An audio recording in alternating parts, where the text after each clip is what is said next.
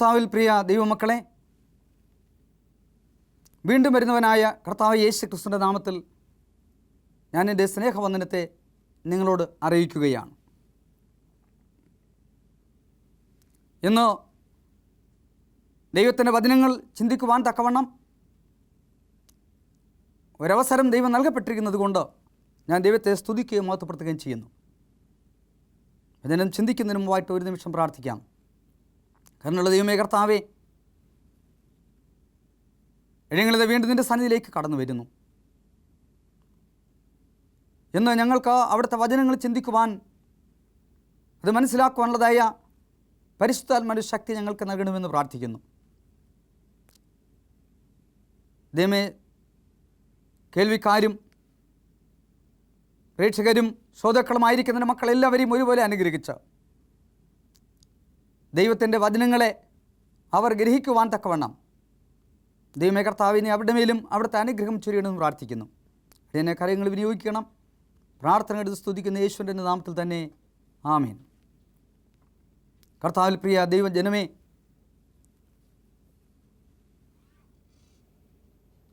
ഇപ്പോൾ യാത്ര പുറപ്പെട്ടുകൊണ്ട് പ്രയാണത്തിലായിരിക്കുന്ന ഇസ്രായേൽ ജനം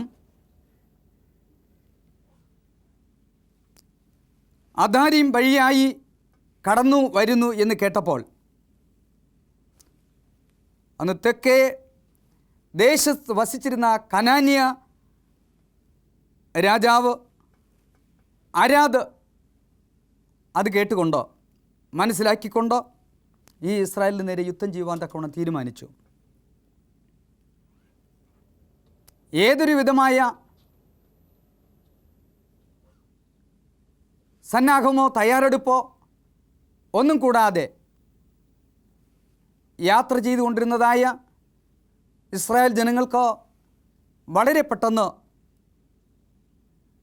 ഭീതിയും ബുദ്ധിമുട്ടുകളും ഉണ്ടാക്കിയെങ്കിലും ഇപ്രകാരം അത്ഭുതങ്ങളും അടയാളങ്ങളും പ്രവർത്തിച്ചുകൊണ്ട് വിടുവിച്ചു കൊണ്ടുവന്നതായ ദൈവത്തെ മോശ പൂർണ്ണമായിട്ടും ദൈവത്തെ വിശ്വസിക്കുകയും അതിനെ ആശ്രയിക്കുകയും ചെയ്യുന്നതായിട്ട് കാണുവാൻ തക്കൊണ്ട് സാധിക്കും. മോശ ദൈവത്തോട് ഒരു നേർച്ച കഴിച്ചു. ഈ ജനത്തെ നീ എൻ്റെ കയ്യിൽ ഏൽപ്പിച്ചാൽ ഞാൻ അവരുടെ പട്ടണങ്ങൾ ശപിതാർപ്പിതമായി നശിപ്പിക്കുമെന്നാണ്. ദൈവമേ കർത്താവേ, ഈ ദേശത്തെ അല്ലെങ്കിൽ ഈ സൈന്യത്തെ എൻ്റെ കയ്യിൽ ഏൽപ്പിച്ചാൽ, ഈ സൈന്യത്തെ മാത്രമല്ല ദേശത്തെ പൂർണ്ണമായിട്ട് ശപഥാർപ്പിതമായി നശിപ്പിക്കും എന്ന് തീരുമാനിച്ചു. യഹോവയായ ദൈവം അവൻ്റെ പ്രാർത്ഥന കേട്ടു. അങ്ങനെ ഇസ്രായേൽ ജനങ്ങൾ അവരുടെ മിസ്രയീയത്തിൽ ആദ്യമായിട്ടൊരു യുദ്ധത്തെ നേരിടുകയാണ്. ഇതിൽ ദൈവം അവരുടെ പക്ഷത്തുണ്ടായിരുന്നു. ഈ കനാന്റെ തെക്കദേശത്ത് വസിച്ചിരുന്നതായ അരാദ് രാജാവും സൈന്യവും അവിടെ മുമ്പിൽ തോൽക്കുകയും അവരുടെ ദേശം മുഴുവനും അവർ ആക്രമിക്കപ്പെടുകയും അതിനെയും അതിലുള്ള സർവ്വജനത്തെയും പൂർണ്ണമായിട്ടും നശിപ്പിച്ചു കളയുകയും ചെയ്തു. അങ്ങനെ മോശ ആ സ്ഥലത്തിന് ഹോർമ എന്ന് വിളിക്കുകയും ചെയ്തു. അതിനുശേഷം ഇസ്രായേൽ ജനം ഇങ്ങനെ യാത്ര ചെയ്തു പോകുകയാണ്. അവിടെ വച്ച് വീണ്ടും ഒരു സംഭവം സാദൃശ്യമായിട്ട് സംഭവിക്കുന്നത് നമുക്ക് കാണുവാൻ തക്കവണ്ണം സാധിക്കും. സംഖ്യാപുസ്തകം 21-ാം അധ്യായത്തിൻ്റെ 9-ാം വാക്യം വായിക്കുമ്പോൾ അവിടെ പറയപ്പെട്ടിരിക്കുന്നത്, അങ്ങനെ മോശെ താമ്രം കൊണ്ട് ഒരു സർപ്പത്തെ ഉണ്ടാക്കി കൊടിമരത്തിന്മേൽ തൂക്കി. പിന്നെ സർപ്പം ആരെയെങ്കിലും കടിച്ചിട്ട് അവൻ താമ്രസർപ്പത്തെ നോക്കിയാൽ ജീവിക്കും എന്ന് പറഞ്ഞു. ഇവിടെ നാം ചിന്തിക്കുന്നത് ജീവൻ നൽകുന്ന താമ്രസർപ്പത്തെക്കുറിച്ചാണ്. ഇസ്രായേൽ ജനം യുദ്ധത്തിൽ അരാദ് രാജാവിനെയും അവൻ്റെ ദേശത്തെയും നശിപ്പിച്ചതിന് ശേഷം അവർ യാത്ര ചെയ്യുകയാണ്. ഏതോം വഴിയായി അവർക്ക് കാനാനിലേക്ക് പോകുവാൻ സാധിക്കും. എങ്കിലും ഏദോം രാജാവും ആ വഴിയുള്ള യാത്ര നിരസിക്കുകയും അവരെ തടയുകയും ചെയ്തു. അതുകൊണ്ട് ഇസ്രായേൽ ജനം ഏദോമിനെ ചുറ്റി ഇങ്ങനെ യാത്ര ചെയ്യുകയാണ്. ഏദോമിനെ ചുറ്റി യാത്ര ചെയ്തതായ ഈ ജനം ഹോർ പർവ്വതത്തിങ്കിൽ നിന്ന് ചെങ്കടൽ വഴിയായിട്ട് യാത്ര പുറപ്പെട്ടു. അങ്ങനെ ചെങ്കടൽ വഴി കടന്നു പോകുന്നതായ ജനത്തിന് വളരെയധികം പ്രയാസങ്ങളും കഷ്ടതകളും വീണ്ടും നേരിടുകയാണ്. സംഖ്യാപുസ്തകം 21 അധ്യായത്തിൻ്റെ 4 മുതലുള്ള വാക്യങ്ങൾ വായിക്കുമ്പോൾ അവിടെ നമ്മൾ മനസ്സിലാക്കുകയാണ്, പിന്നെ അവർ ഏദോം ദേശത്തെ ചുറ്റിപ്പോകുവാൻ ഹോർ പർവ്വതത്തിൽ നിന്നു ചെങ്കടൽ വഴിയായി യാത്ര പുറപ്പെട്ടു. വഴി നിമിത്തം അവരുടെ മനസ്സ് ക്ഷീണിച്ചു. ജനം ദൈവത്തിന് മോശയ്ക്കും വിരോധമായി സംസാരിച്ചു. എന്നിട്ട് അവർ ചോദിക്കുകയാണ്, മരുഭൂമിയിൽ മരിക്കേണ്ടതിന് നിങ്ങൾ ഞങ്ങളെ മിസ്രയീം ദേശത്ത് നിന്ന് കൊണ്ടുവന്നത് എന്തിന്? അത് ഞങ്ങൾ മിസ്രയീം ദേശത്ത് തന്നെ അടിമപ്പണി ചെയ്തുകൊണ്ട് കഷ്ടത സഹിച്ചുകൊണ്ട് ഞങ്ങൾ അവിടെ അത് ജീവിച്ചു കൊള്ളാമായിരുന്നു. പാലും തേനും ഒഴുകുന്നതായ ആ ദേശത്തേക്ക് ഞങ്ങൾ കൊണ്ടുപോവുകയാണ്. ഞങ്ങളുടെ പിതാക്കന്മാരായ അബ്രഹാമിനോടും ഇസ്ഹാക്കിനോടും യാക്കോബിനോടും ചെയ്തതായ വാഗ്ദത്തം ദൈവം നിറവേറ്റാൻ പോകുകയാണ്. അതുകൊണ്ട് അനുഗ്രഹങ്ങളുടേതായ സ്ഥലത്തേക്ക് കൊണ്ടുപോകുവാൻ തക്കവണ്ണം അതെ ദൈവം ഞങ്ങളെ വിളിക്കുന്നു എന്ന് പറഞ്ഞുകൊണ്ട് എന്തിനാണ് ഞങ്ങളെ ഈ മരുഭൂമിയിലേക്ക് കൊണ്ടുവന്നത് എന്നായിരുന്നു ഇസ്രായേൽ ജനങ്ങൾ ഈ മോശയോടും അഹരോടും ചോദിക്കുവാൻ തക്കവണ്ണം മുഖാന്തരമായി തീർന്നത്. അതുകൊണ്ട് ജനം മോശയ്ക്കും അതെ അഹരോനും വിരോധമായിട്ട് സംസാരിക്കുകയും മുറുമുറുക്കുകയും ചെയ്യുന്നു. ഞങ്ങളിവിടെ കൊണ്ടുവന്നതിൻ്റെ കാര്യം എന്താണ്? ഞങ്ങൾക്കിവിടെ അപ്പമില്ല, വെള്ളവുമില്ല. ഈ നിസ്സാരമായ ആഹാരം ഞങ്ങൾക്ക് വെറുപ്പാകുന്നു എന്ന് പറഞ്ഞു. വെള്ളവുമില്ല, അപ്പവുമില്ല, നിസ്സാരമായിട്ടുള്ള ആഹാരം, അത് മന്നയാണ്. ആകാശത്തിൽ നിന്ന് ദൈവം ഓരോ ദിവസം അവർക്ക് ആവശ്യമായി പൊഴിഞ്ഞു കൊടുക്കുന്നതായ മന്ന, അധ്വാനിക്കാതെ കഷ്ടപ്പെടാതെ ലഭിക്കുന്നതായ മന്ന സ്വതന്ത്രമായിട്ട് ഭക്ഷിപ്പാനുള്ള അവസരം ലഭിച്ചോ? ഒരുപക്ഷെ ഇസ്രായേൽ ജനങ്ങൾ ഈ ആഹാരം ഭക്ഷിച്ച് മടുത്തിരിക്കണം. നിരവധി വർഷങ്ങളായിട്ട് ഇസ്രായേൽ ജനങ്ങൾക്ക് നൽകപ്പെടുന്നത് ഒരേ ആഹാരം തന്നെയാണ്. അതുകൊണ്ടായിരിക്കണം ഇസ്രായേൽ ജനം ഇങ്ങനെ മുറുമുറുക്കുവാൻ തക്കോണം മുഖാന്തരമായി തീർന്നത്. അതെ, ഈ നിസ്സാരമായ ആഹാരം ഭക്ഷിച്ച് ഞങ്ങൾ മടുത്തു, ഞങ്ങൾക്ക് ഈ ആഹാരം വെറുപ്പാകുന്നു എന്ന് പറഞ്ഞു. അതുകൊണ്ട് മോശയോടും അഹരോടും മുറുമുറുത്തത് ദൈവം മനസ്സിലാക്കി. അതുകൊണ്ട് ദൈവം ഈ മരുഭൂമിയിൽ ഇസ്രായേൽ ജനങ്ങളെ അതെ നശിപ്പിക്കേണ്ടതിന് ഒരു അഗ്നിസർപ്പത്തെ അയക്കുന്നതായിട്ട് കണ്ടെത്തുവാൻ തക്കൊണ്ട് സാധിക്കും. 21 അധ്യായത്തിൻ്റെ 6 വാക്യത്തിൽ പറഞ്ഞിരിക്കുന്ന, അപ്പോൾ യഹോവ ജനത്തിൻ്റെ ഇടയിൽ അഗ്നിസർപ്പങ്ങളെ അയച്ചു, അവ ജനത്തെ കടിച്ചു. അപ്പോൾ ആ സർപ്പങ്ങൾ ഇസ്രായേലിൻ്റെ പാളയത്തിലേക്ക് വന്ന് ഇസ്രായേൽ ജനങ്ങളെ കടിക്കുകയും അത് മുഖാന്തരം ഈ അഗ്നിസർപ്പത്തിൻ്റെ കടിയേറ്റതായ അനേകം ഇസ്രായേൽ ജനങ്ങൾ മരണപ്പെടുവാൻ തക്കോണം കാരണമായി തീരുകയും ചെയ്തു. ഇങ്ങനെ ഇസ്രായേലിലെ ജനങ്ങൾ മരിക്കിയാൽ ജനങ്ങൾ വളരെയധികം വ്യാകുലപ്പെടുകയും ഭാരപ്പെടുകയും നിലവിളിക്കുകയും ചെയ്തുകൊണ്ട് ഇസ്രായേൽ ജനം മോശയുടെയും അഹരോന്റെ അടുക്കലേക്ക് കടന്നു വരികയാണ്. ഇവിടെ ദൈവത്തിൻ്റെ വചനം പറയുന്നത് സംഖ്യാപുസ്തകം 21 അധ്യായത്തിൻ്റെ 7 വാക്യത്തിൽ, ആകയാൽ ജനം മോശയുടെ അടുക്കൽ വന്ന്, ഞങ്ങൾ യഹോവയ്ക്കും നിനക്കും വിരോധമായി സംസാരിച്ചതിനാൽ പാപം ചെയ്തിരിക്കുന്നു. സർപ്പങ്ങളെ ഞങ്ങളുടെ ഇടയിൽ നിന്ന് നീക്കിക്കളയുവാൻ യഹോവയോട് പ്രാർത്ഥിക്കണം എന്ന് പറഞ്ഞു. ദൈവജനം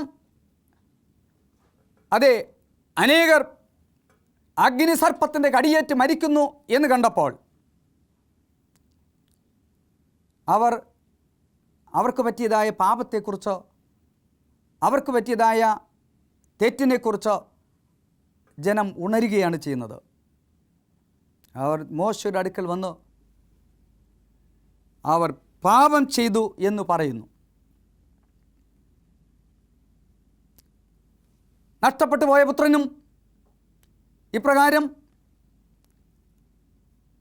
അതെ നഷ്ടപ്പെട്ടു പോയ അവസ്ഥയിൽ താൻ വളരെയധികം കഷ്ടപ്പെടുകയും വേദനപ്പെടുകയും ചെയ്യുന്നതായ സാഹചര്യത്തിൽ തനിക്ക് ഭക്ഷിക്കാൻ പോലും ആഹാരമില്ലാതെ വ്യസനപ്പെടുന്നൊരവസ്ഥയിൽ തൻ്റെ പിതാവിനെക്കുറിച്ച് ചിന്തിക്കുകയും തൻ്റെ പിതാവിൻ്റെ അടുക്കൽ ചെന്ന് അപ്പ ഞാൻ നിന്നോടും സ്വർഗത്തോടും പാപം ചെയ്തിരിക്കുന്നു എന്ന് പറയുമെന്ന് തീരുമാനിച്ചുകൊണ്ട് അപ്പൻ്റെ അടുക്കൽ വന്ന് പാപം ഏറ്റുപറയുന്നത് പോലെ ഇവിടെ ഇസ്രായേൽ ജനം മോശയുടെ അടുക്കൽ വന്ന് പ്രാർത്ഥിക്കുകയാണ്. ഇവിടെ എന്താണ്? ഞങ്ങൾ യഹോവയ്ക്കും നിനക്കും വിരോധമായി പാപം ചെയ്തു എന്നാണ്.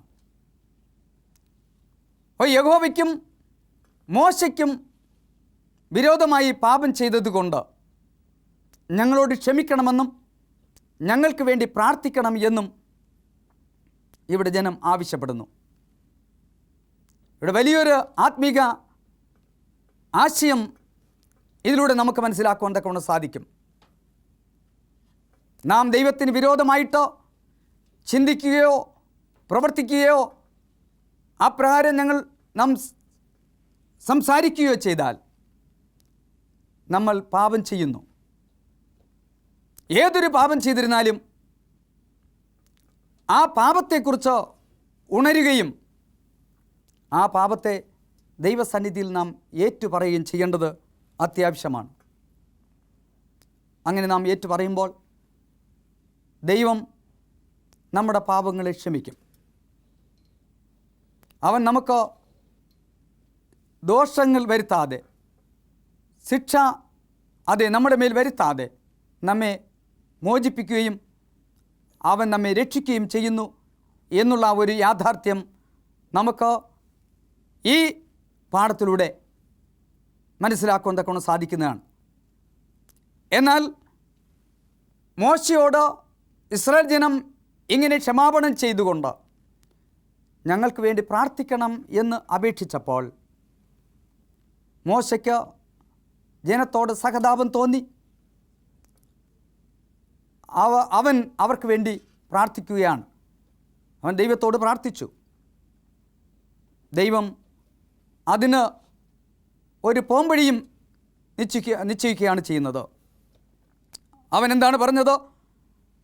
അതിൻ്റെ 9-ാം വാക്യം പറയുമ്പോൾ, 8-ാം വാക്യം പറയുമ്പോൾ, യഹോവ മോശയോട് ഒരു അഗ്നിസർപ്പത്തെ ഉണ്ടാക്കി കൊടിമരത്തിൽ തൂക്കുക, കടിയേൽക്കുന്നവൻ ആരെങ്കിലും അതിനെ നോക്കിയാൽ ജീവിക്കും എന്ന് പറഞ്ഞു. അപ്പോൾ ദൈവം മോശയോട് പറയുകയാണ്, നീ ഒരു അഗ്നിസർപ്പത്തെ ഉണ്ടാക്കുക. ഈ സർപ്പത്തെ നീ നാട്ടുമ്പോൾ, മരുഭൂമിയിൽ നാട്ടുമ്പോൾ, കടിയേൽക്കുന്ന ഏവനും അതിനെ നോക്കിയാൽ ജീവിക്കുകയും രക്ഷപ്രാപിക്കുകയും ചെയ്യും എന്ന് പറഞ്ഞു. ഇപ്രകാരം മോശ ദൈവത്തിൻ്റെ നിയോഗപ്രകാരം ദൈവം കൽപ്പിച്ചതുപോലെ ഒരു സർപ്പത്തെ ഉണ്ടാക്കുകയാണ്. താമ്രത്തിൽ ഒരു സർപ്പത്തെ ഉണ്ടാക്കി ആ താമ്രസർപ്പത്തെ അവിടെ കൊടിമരത്തിന്മേൽ തൂക്കി എന്ന് വചനം പറയുന്നു. അങ്ങനെ മോശ താമ്രം കൊണ്ടൊരു സർപ്പത്തെ ഉണ്ടാക്കി കൊടിമരത്തിന്മേൽ തൂക്കി. പിന്നെ ഇസ്രായേൽ ജനങ്ങളോട് പറഞ്ഞു, ഈ അഗ്നിസർപ്പത്തിൻ്റെ കടിയേൽക്കുന്നവൻ ഈ താമ്രസർപ്പത്തിന്മേൽ നോക്കിയാൽ മാത്രം മതി അവൻ ജീവിക്കുമെന്ന്. അങ്ങനെ അന്ന് കടിയേറ്റതായ നിരവധി ജനങ്ങൾ ഈ ഉയർത്തപ്പെട്ടിരിക്കുന്ന തൂക്കപ്പെട്ടിരിക്കുന്നതായ താമ്രസർപ്പത്തിലേക്ക് നോക്കുകയും അങ്ങനെ ജീവൻ പ്രാപിക്കുകയും ചെയ്തു. എന്നാൽ ഈ കൽപ്പന അനുസരിക്കാതെ, ഇതിനെ ലക്ഷ്യമാക്കാതെ, കടിയേറ്റിട്ടും ഈ സർപ്പത്തെ ഒന്ന് നോക്കാൻ പോലും കൂട്ടാക്കാത്തതായി ജനം അതിനിടയിലുണ്ടായിരുന്നു. അങ്ങനെയുള്ളവരൊക്കെയും എന്നേക്കുമായിട്ട് നശിച്ചു പോകുവാൻ തക്കോണം ഇടയായി തീർന്നു. കർത്താവിൽ പ്രിയ ദൈവജനമേ, ഇവിടെ ജീവൻ നൽകിയതായ താമ്രസർപ്പം കർത്താവായ യേശുക്രിസ്തുവിനെ പ്രതിനിധീകരിക്കുകയാണ്. അന്ന് ഇസ്രായേൽ ജനങ്ങളെ സംബന്ധിച്ചിടത്തോളം കർത്താവായ യേശുക്രിസ്തു ഉയർത്തപ്പെടുവാനിരിക്കുന്നതായ ഒരു വ്യക്തിയാണ്. ഇന്ന് നമ്മെ സംബന്ധിച്ചിടത്തോളം കർത്താവായ യേശുക്രിസ്തു കാൽവരിയിൽ ഉയർത്തപ്പെട്ട ഒരു വ്യക്തിയാണ്. അങ്ങനെയാണെങ്കിൽ മോശ മരുഭൂമിയിൽ കൊടിമരത്തിൽ ഉയർത്തിയതായ താമ്രസർപ്പം കാൽവരി ക്രൂശിൽ യാഗമായി തീർന്നതായ കർത്താവായ യേശുക്രിസ്തുവിനെയാണ് ഇവിടെ പ്രതിദാനം ചെയ്യുന്നത് എന്ന് നമുക്ക് മനസ്സിലാക്കാൻ കൊണ്ട് സാധിക്കും. നേരത്തെ നമ്മൾ മനസ്സിലാക്കിയതുപോലെ ഇസ്രായേൽ ജനങ്ങൾക്ക് അവരുടെ യാത്രയിൽ സംഭവിച്ചതായ അനേകം കാര്യങ്ങളും അനേകം സംഭവങ്ങളും അത് സാദൃശ്യമായിട്ട് സംഭവിച്ചതും അത് നമുക്ക് അത് നമ്മുടെ ജീവിതത്തിൽ അത് മനസ്സിലാക്കിക്കൊണ്ട് ജീവിക്കുവാൻ തക്കവണ്ണം ബുദ്ധി ഉപദേശത്തിനായിട്ടും അവ രേഖപ്പെടുത്തിയിരിക്കും എന്നുമാണ് ഇവിടെ നമുക്ക് അത് മനസ്സിലാക്കാൻ തക്കവണ്ണം സാധിക്കുന്നത്. അങ്ങനെ ആണെങ്കിൽ 2000 വർഷങ്ങൾക്ക് മുമ്പേ കാൽവരി ക്രൂശിൽ യാഗമായി തീർന്നതായ കർത്താവായ യേശുക്രിസ്തു അവൻ നമുക്ക് വേണ്ടി മരിച്ചിരിക്കുകയാണ്. അവൻ തൻ്റെ രക്തത്തെ നമുക്ക് വേണ്ടി ഒഴുക്കപ്പെട്ടിരിക്കുകയാണ്. ഇങ്ങനെ ഒഴുക്കപ്പെട്ടിരിക്കുന്നതായ രക്തമൊഴുക്കപ്പെട്ടിരിക്കുന്ന കർത്താവായ യേശുക്രിസ്തു കാൽവരി ക്രൂശിൽ അതേ യാഗമായി തൂക്കപ്പെട്ടിരിക്കുമ്പോൾ ലോകത്തിൽ ജീവിക്കുന്നതായ നാം മഹാസർപ്പമാകുന്ന പിശാചിൻ്റെ മഹാസർപ്പമാകുന്ന സാത്താൻ്റെ കടിയേറ്റിട്ട് അവൻ്റെ പാപവിഷബാധയാൽ ദൈനംദിനം മരിച്ചുകൊണ്ടിരിക്കുകയാണ് ചെയ്യുന്നത്. കാരണം പാപത്തിൻ്റെ ശമ്പളം മരണമെന്നാണ് ദൈവത്തിൻ്റെ വചനം നമ്മോട് പറയുന്നത്. അങ്ങനെയാണെങ്കിൽ പാപം ചെയ്യുന്ന ദേഹി മരിക്കും.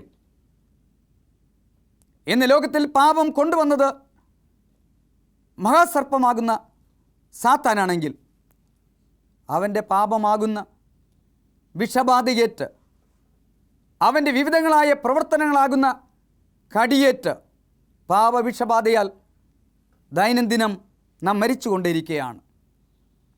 അങ്ങനെ മരിച്ചുകൊണ്ടിരിക്കുന്നതായ നമുക്ക് രക്ഷ ഒന്നേ ഉള്ളൂ.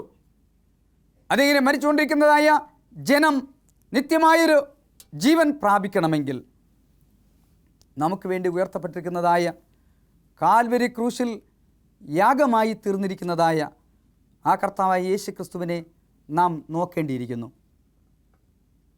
കർത്താവിൽ പ്രിയ ദൈവമക്കളെ, ഇന്ന് നാം പാപാന്ധകാരത്തിൽപ്പെട്ട മരണകരമായ അവസ്ഥയിൽ ആയിത്തീർന്നിരിക്കുകയാണ്. എനിക്കും നിങ്ങൾക്കും ജീവൻ പ്രാപിക്കുവാൻ തക്കവണ്ണം ഒരു മാർഗമേ, ഒരു നാമമേ നമുക്ക് നൽകപ്പെട്ടിട്ടുള്ളൂ. ആ മാർഗവും ആ നാമവും എന്ന് പറയപ്പെടുന്നത് ആകാശത്തിന് കീഴിൽ ഭൂമിയുടെ മുകളിൽ നൽകപ്പെട്ടതായ ഏകനാമ കർത്താവായ യേശുക്രിസ്തു മാത്രമാണ്. ആ യേശുക്രിസ്തുവിനെ നമ്മൾ നോക്കുമെങ്കിൽ തീർച്ചയായിട്ടും നമുക്ക് നിത്യജീവൻ പ്രാപിക്കുവാൻ തക്കവണ്ണം സാധിക്കും. എന്നാൽ അനേകരും ഇന്ന് ആ കാൽവരി ക്രൂശിനെയോ കാൽവരി ക്രൂശിൽ യാഗമായി തീർന്നിരിക്കുന്ന തൂക്കപ്പെട്ടിരിക്കുന്നതായ ആ കർത്താവിനെയോ നോക്കുവാൻ തക്കവണ്ണം കൂട്ടാക്കുന്നില്ല. അവങ്കിലേക്ക് നോക്കിയവർ പ്രകാശിതരായി, അവരുടെ മുഖം ലജ്ജിച്ചു പോയതുമില്ല എന്ന് ദൈവത്തിൻ്റെ വചനം നമ്മോട് പറയുന്നതായിട്ട് നമുക്ക് മനസ്സിലാക്കാൻ തക്കവണ്ണം സാധിക്കും. അതുകൊണ്ട് എന്നെ ശ്രദ്ധിക്കുന്നതായ പ്രിയ ദൈവജനമേ, ദൈവമായ കർത്താവിനെ നമുക്ക് ആശ്രയിക്കാം. ഇസ്രായേൽ ജനം പാപം ചെയ്തപ്പോൾ അവരുടെ പാപപരിഹാരമായിട്ട് പാപത്തെ ഏറ്റുപറയുന്നതായിട്ട് നമുക്ക് കണ്ടെത്തുവാൻ തക്കൊണ്ട് സാധിക്കും. ഇന്ന് നമ്മൾ ഈ വചനം കേൾക്കുമ്പോൾ നാം പാപികളാണ്, നാം പാപം ചെയ്തു പോയി എന്ന് നമ്മുടെ മനസ്സിൽ അത് നമുക്ക് തോന്നേണ്ടതാണ്. അങ്ങനെയാണെങ്കിൽ ദൈവസന്നിധിയിൽ നമുക്ക് ഏറ്റുപറയാം, ദൈവമേ കർത്താവേ, പാപം ചെയ്തു പോയി, ഞങ്ങളുടെ പാപങ്ങളെ ക്ഷമിക്കണമേ എന്ന് ദൈവമായ കർത്താവിനോട് നമുക്ക് ഏറ്റുപറയാം. കൽപ്പനാലംഘനം പാപമാണെന്ന് ദൈവത്തിൻ്റെ വചനം പറയുന്നത്. ദൈവത്തിൻ്റെ ന്യായപ്രമാണമാകുന്ന 10 കൽപ്പനകളുടെ ലംഘനമാണ് പാപം. ഇന്ന് ലോകത്തിൽ നാം ചെയ്യുന്ന ഏതൊരു പാപവും അത് കൽപ്പനാലംഘനമാണ്. ഞാൻ പാപം ചെയ്യുന്നില്ല എന്നൊരു മനുഷ്യൻ പറയുന്നുവെങ്കിൽ അവനിൽ പാപമുണ്ടോ, അവൻ പാപം ചെയ്യുന്നു എന്നാണ് ദൈവത്തിൻ്റെ വചനം പറയുന്നത്. പാപം ചെയ്യാത്ത ഒരു മനുഷ്യനുമില്ലല്ലോ എന്ന് സങ്കീർത്തനക്കാരൻ പറയുന്നു. അതുകൊണ്ട് നാം എല്ലാവരും പാപികളാണ്. നമ്മുടെ പാപങ്ങളെ ഏറ്റുപറയുകയാണെങ്കിൽ ആ പാപങ്ങളെ നമ്മൾ ക്ഷമിക്കുവാൻ തക്കവണ്ണം കർത്താവ് സന്നദ്ധനാണ്. എന്നാൽ പാപങ്ങളെ ഏറ്റുപറയുന്നതായ നാം പാപങ്ങളെ ഏറ്റുപറഞ്ഞുകൊണ്ട് കാൽവരി ക്രൂശിൽ നമുക്ക് വേണ്ടി തൂക്കപ്പെട്ടിരിക്കുന്നതായ യാഗമായി തീർന്ന കർത്താവായ യേശു ക്രിസ്തുവിനെ നോക്കാം. അവനോട് നമുക്ക് യാചിക്കാം. തീർച്ചയായിട്ടും നമ്മൾ പ്രകാശമാനമായി തീരുകയും അനുഗ്രഹം പ്രാപിക്കുകയും ചെയ്യും. ദൈവസന്നിധിയിൽ കടന്നു ചെല്ലാൻ നമുക്ക് പ്രാർത്ഥിക്കാം. കരുണാമയനായിരിക്കുന്ന സ്വർഗീയ പിതാവേ, നല്ല ദൈവമേ, അവിടുത്തെ അത്ഭുതകരമായിട്ടുള്ള വചനം ഞങ്ങൾക്ക് കേൾപ്പാൻ തക്കവണ്ണം കർത്താവ് ഞങ്ങളെ സഹായിച്ചുവല്ലോ. മോശ തൻ്റെ ജനത്തെ രക്ഷിപ്പാൻ തക്കവണ്ണം, പാവം മൂലം അവരുടെ മേൽ വന്ന ബാധ അകറ്റുവാൻ തക്കവണ്ണം താമ്രസർപ്പത്തെ ഉയർത്തിയതുപോലെ എന്ന് ഞങ്ങൾക്ക് വേണ്ടി കാൽവരി ക്രൂശിൽ ഉയർത്തപ്പെട്ടിരിക്കുന്ന കർത്താവായ യേശു ക്രിസ്തുവിനെ ഞങ്ങൾ അറിയുന്നു. അവങ്കിലേക്ക് ഞങ്ങൾ നോക്കുന്നു. ഞങ്ങളുടെ പാപങ്ങളെ ക്ഷമിച്ച് ഞങ്ങളെ വീണ്ടെടുക്കണമേ, ഞങ്ങളെ സൗഖ്യമാക്കണമേ, ഞങ്ങളെ അനുഗ്രഹിക്കണമേ, നിത്യജീവൻ്റെ അവകാശികളായി തീരുവാൻ ഞങ്ങളെ സഹായിക്കണമേ. ആമേൻ.